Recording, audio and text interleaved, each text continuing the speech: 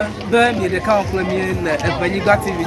If I don't Malata sim, I 24th December, a petit to a 25th December. Alias apology, Ganima and Apoga, Asiaga, Tammy Garasiama, yeah, I've come to the car brother to Asiama. Okay, I know. Nothing Asiama. If you are Ganima and Apoga, the Galasia, most of a little bit. Asiama for me. I think by near 30 today.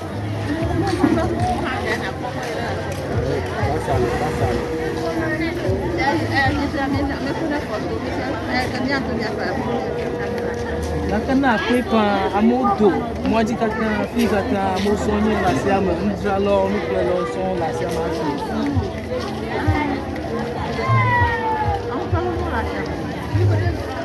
Dane amarofana okay that's about as long as years and pass ya nakana enye the first ganto me le popomba asididim zade Okay, tambe here anye siganto. Adina kaka.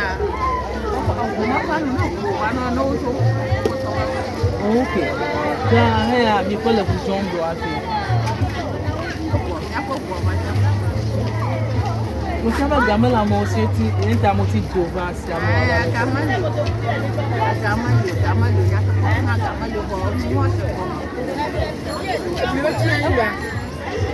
Akele from over Badia, near la Badia, not so good. I got money. So you ever have on a coffee?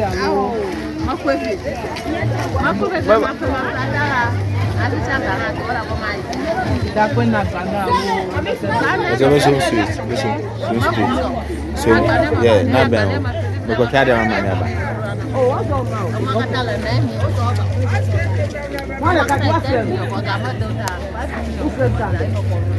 Wala tena wako hapo wakata.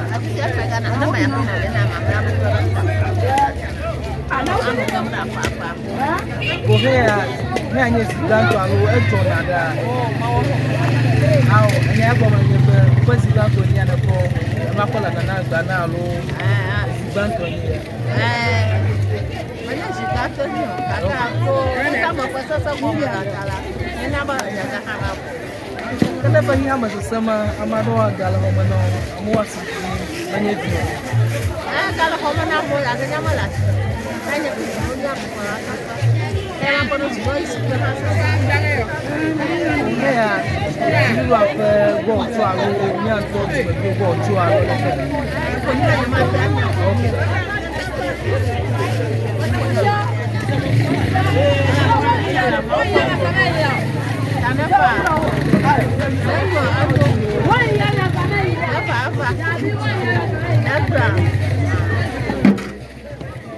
Saya ebuna be diriwa cha ona le ko fu le mo aro no kon ko timo a diriwa ko na ni brandi na ma acha ona na abala ka gumo ayo ala ko kuma nyaba na na dia ka dira ko pare no me to ara ko mala si wa na wa ko mu na ko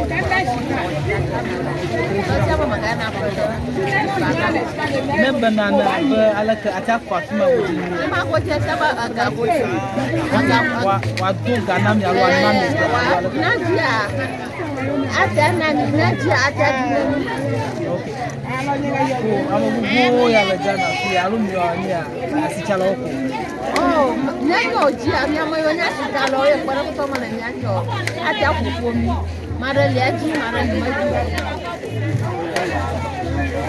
Okay, akoba me ga de ka on mi le Ewenyigba TV Malata simenyi amele ta me gale mi chocho gogo zanko akoba mi akoba di kami no ndi mi ano de ka on mi ta mi sara fio e pepe jogo ni na mi ha enton ko nyi Christian na dia ba receive ni nko ni akto